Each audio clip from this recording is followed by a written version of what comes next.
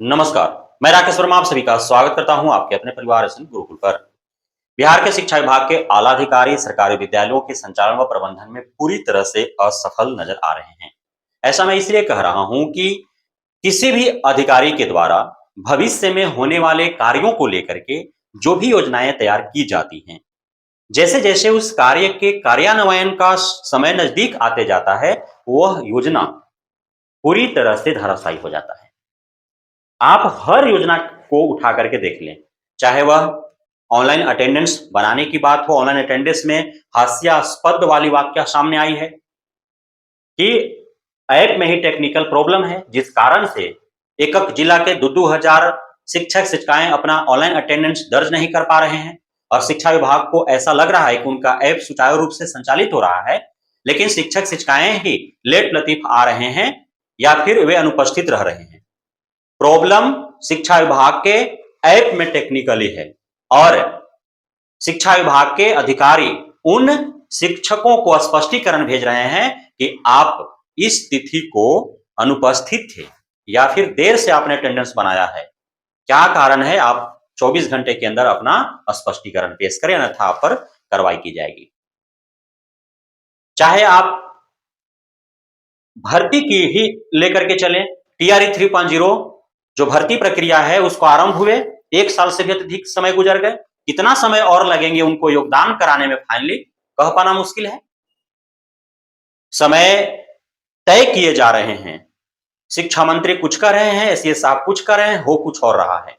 Transfer posting को ही लेकर के चलें, कब से ट्रांसफर पोस्टिंग की प्रक्रिया आरंभ हुई है, शिक्षा विभाग के अधिकारियों को पता ही नहीं चल रहा, उनको समझ से परे है कि आखिर कौन सा विधि अपनाएं, कौन सा शॉर्टकट रास्ता अपनाएं कि शीघ्रतापूर्ण तरीके से सभी को ट्रांसफर पोस्टिंग कर दिया जाए। कुछ सूझ नहीं रहा है उनको। सदन से कुछ और बोल रहे हैं, प्रेस वालों से कुछ और बोल रहे हैं, रिपोर्टर से कुछ और बोल रहे हैं, सभा सदन को संबोधित कर रहे हैं, कुछ और बोल रहे हैं, एससीएस कुछ और बोल रहे हैं, शिक्षा मंत्री कुछ और बोल रहे हैं और यहाँ कुचक्र में पीस करके शिक्षक शिक्षिकाएं जो हैं वह यूं ही मजबूर है अपना ड्यूटी करने को। छुट्टी कैलेंडर जिसको लेकर के पूर्व के जो सेशन था उसमें के पाठक और शिक्षकों के बीच काफी तनातनी चला था, क्योंकि कई सारी छुट्टियां के पाठक के द्वारा रद्द कर दी गई थी। उसके बाद जब एससीएस सिद्धार्थ हैं, उन्होंने पूर्व के जो छुट्टी कैलेंडर था उसमें संशोधित करते हुए के पाठक से भी पूर्व के जो छुट्टी कैलेंडर था उसको पुनः लागू किया। लेकिन अब क्या 22 मार्च को तो उस छुट्टी कैलेंडर में जो एससीएस सिद्धार्थ के रहते हुए पेश किया गया उसमें छुट्टी है, लेकिन एससीएस सिद्धार्थ के रहते हुए उस छुट्टी को कैंसिल कर दिया गया। और सिर्फ छुट्टी को कैंसिल ही नहीं किया गया बल्कि जटिल कार्य भी सौंप दिए गए शिक्षक शिक्षिकाओं और छात्र छात्राओं को। सभी शिक्षक शिक्षिकाएं इंतजार में थे कि 22 मार्च शनिवार है, 23 मार्च रविवार है, शुक्रवार को ही ड्यूटी करके वो अपने घर को निकल जाएंगे, 2 दिन वो अपने घर परिवार के साथ बिताएंगे, फिर मंडे को ड्यूटी पकड़ लेंगे। लेकिन शिक्षा विभाग, बिहार सरकार को यह मंजूर नहीं है। कैसे वे शिक्षकों को खुशहाल जीवन देख सकता है? बिहार दिवस के नाम पर छुट्टी में कटौती कर दिया गया और जटिल कार्य सौंप दिए गए। कार्य सुन करके शिक्षक शिक्षिकाएं हैरान है, छात्र छात्राएं परेशान है कि जिस दिन छुट्टी मनाते, खुशियां मनाते अपने घर परिवार के साथ, बीवी बच्चों, बूढ़े माँ बाप के साथ, उस दिन को इतने जटिल कार्य सौंप दिया गया।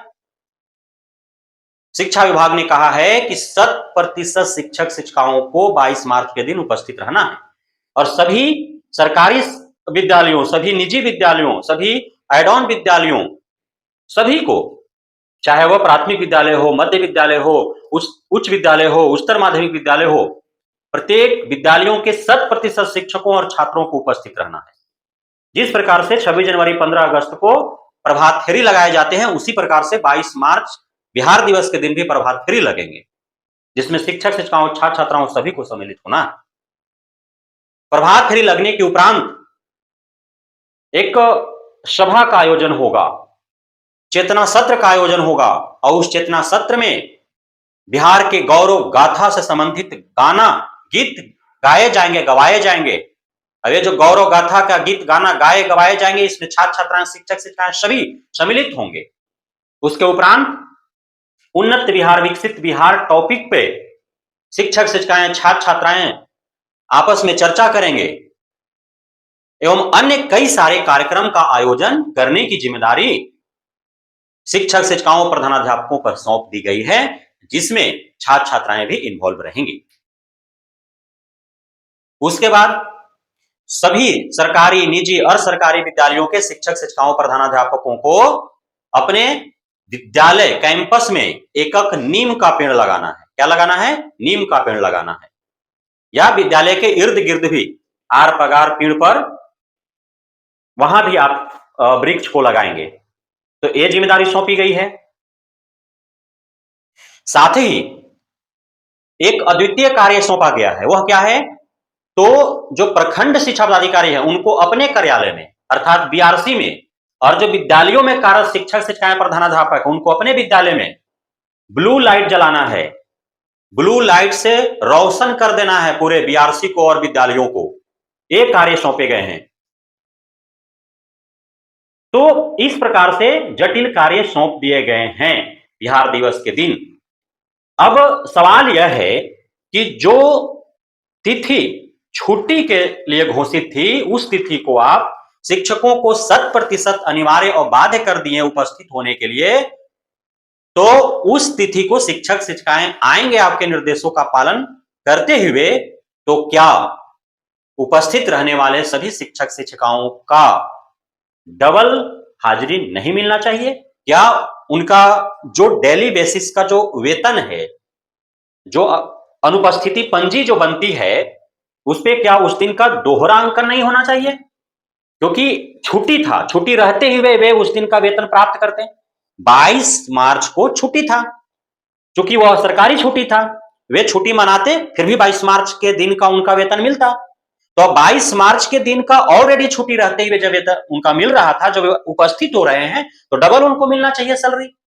यह मांग है शिक्षक शिक्षिकाओं का और जायज मांग है। आप सरकार में हैं तो आप अपने फायदे के लिए शिक्षक शिक्षिकाओं का जैसे तैसे इस्तेमाल करेंगे। आप क्या 22 मार्च बिहार दिवस है वो आपको उस समय मालूम नहीं था? जिस समय आप छुट्टी कैलेंडर तैयार कर रहे थे मालूम था, क्योंकि आपने अंकित किया है 22 मार्च बिहार दिवस, एक दिन का छुट्टी दिन शनिवार। जब यही करना था तो फिर आपने छुट्टी कैलेंडर में छुट्टी क्यों घोषित किया? तो सीधी सी बात है कि आगामी चुनाव को देखते हुए इस बार के बिहार दिवस को थोड़ा भव्य बनाने का प्रयास किया जा रहा है, ताकि इसी आड़ में बिहार सरकार का भी गाथा गाया जा सके, बिहार सरकार का भी प्रचार प्रसार हो जा सके। यह प्लानिंग अटेंडम तैयार किया गया है। पूर्व में प्लानिंग होते तो 22 मार्च के दिन छुट्टी घोषित ही नहीं होता। जिस प्रकार से 26 जनवरी, 15 अगस्त, 2 अक्टूबर के लिए नीचे नोट में अंकित है, उसी प्रकार से 22 मार्च के लिए भी अंकित होते कि सभी को आना है अनिवार्य रूप से, और अलग अलग जो है गतिविधियां उसमें करने हैं, अलग अलग कार्यक्रम आयोजन करने हैं। लेकिन ऐसा तो कुछ था नहीं। तो अटेंडम यह प्लान आगामी विधानसभा चुनाव को देखते हुए बनाया गया है। इसलिए मेरा शिक्षा विभाग और बिहार सरकार से मांग है कि 22 मार्च के दिन शिक्षक शिक्षिकाओं को आप अनिवार्य रूप से उपस्थित होने के लिए बाध्य कर रहे हैं, तो उस दिन का उनका डबल अटेंडेंस बनना चाहिए, उनका डबल सैलरी मिलना चाहिए। बहुत बहुत धन्यवाद आप सभी साथियों का हमारे साथ जुड़े रहने के लिए, बने रहने के लिए, इतना प्यार देने के लिए, हमें भरोसा बनाए रखने के लिए।